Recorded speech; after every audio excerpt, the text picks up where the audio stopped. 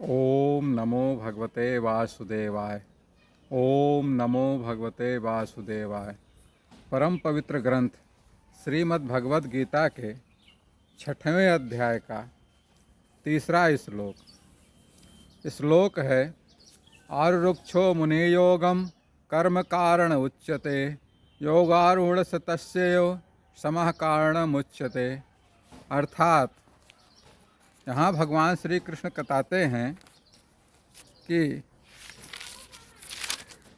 जो साधक योग में आरूढ़ होने अर्थात योग की शुरुआत करने की इच्छा रखता है, उसके लिए कर्म यानी कर्तव्य का पालन ही साधन है। और जो साधक योग में स्थिर हो चुका है, उसके लिए मन की शांति और आत्मिक स्थिरता ही साधन है। ये तो मित्रों हो गया इसका अर्थ। अब इसकी व्याख्या देखिए। यहाँ पर योग की दो अवस्थाएं हैं। भगवान कृष्ण ने योग की दो अवस्थाओं के विषय में बताया हुआ है। पहला है योग की आरंभिक अवस्था या सीढ़ी चढ़ने का प्रयास। जैसे हम सीढ़ी से छत पर पहुँचते हैं धीरे धीरे चढ़ करके, वैसे योग के आरूढ़ होने के लिए, योग सिद्ध होने के लिए एक तरह से प्रारंभिक अवस्था होती है, आरंभिक अवस्था होती है या सीढ़ी से चढ़ना शुरू करते हैं।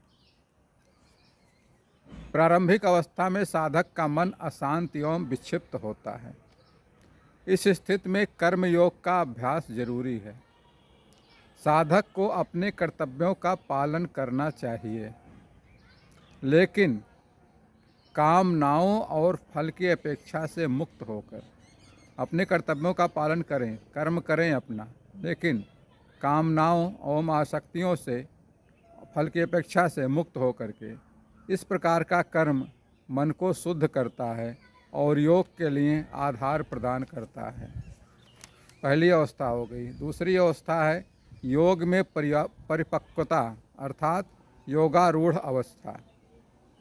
इस अवस्था में साधक को मन की शांति, धैर्य और आत्मिक स्थिरता का पालन करना होता है। इस स्थिति में साधक आत्मा में लीन हो जाता है। कर्मयोग के अभ्यास से मन के विकार दूर होते हैं और व्यक्ति का मन धीरे धीरे एकाग्रता की ओर बढ़ता है। मन एकाग्र हो जाता है, एकाग्रचित्त होकर भगवान में ध्यान लगा लेता है। योग का अभ्यास सीढ़ियों की तरह है। शुरुआत में सीढ़ियों की आवश्यकता होती है। छत पर जाना है तो कूद कर तो नहीं जा सकते, सीढ़ियों से चढ़ करके ही जाना पड़ेगा। तो शुरुआत में सीढ़ियों का आवश्यकता होती है। वो सीढ़ियाँ क्या हैं? हमारा कर्मयोग है, कर्तव्य का पालन करना है। लेकिन एक बार ऊपर पहुंच जाने के बाद फिर सीढ़ियों की आवश्यकता नहीं है, वहीं समाप्त हो जाती है। वर्तमान संदर्भ में, आधुनिक जीवन में यह प्रासंगिक है। पूरी तरह से अपने कर्तव्यों को निष्काम भाव से करें। कोई कामना नहीं, कोई इच्छा नहीं, कोई चाह नहीं। जो हमारा कर्तव्य है वो कर्तव्य पूरा करें, भगवान को अर्पित करते चलें। जब मन शांत हो जाए और विकार समाप्त हो जाए, तब आत्मचिंतन और ध्यान को प्राथमिकता दें।